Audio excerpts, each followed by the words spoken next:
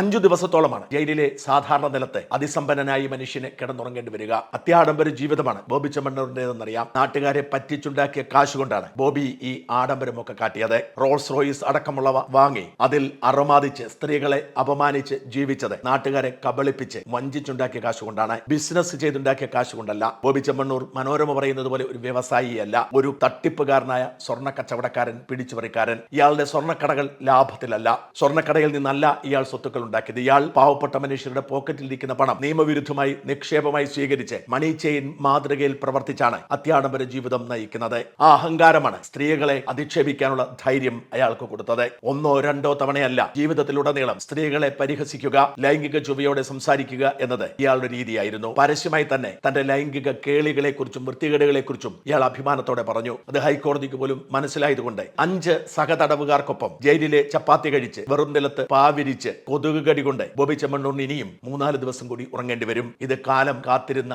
കാവ്യനീതിയാണ്. ബോബി ചെമ്മണ്ണൂരിനെ പോലൊരു തട്ടിപ്പുകാരൻ തട്ടിപ്പ് കേസിൽ ജയിലിലാവാൻ സാധിക്കാത്ത സാഹചര്യം ചിലരൊക്കെ സൃഷ്ടിച്ചു കൊടുത്തിട്ടുണ്ട്. പലരും ഇയാളുടെ ഇടപാടുകാരാണ്. എന്നാൽ ഒടുവിൽ ഹണി റോസ് എന്ന് പറയുന്ന ഒരു നടി വേണ്ടി വന്നു ബോബി ചെമ്മണ്ണൂരിനെ പാഠം പഠിപ്പിക്കാൻ. ഹണി റോസിന് ഒരിക്കൽ കൂടി അഭിവാദ്യങ്ങൾ.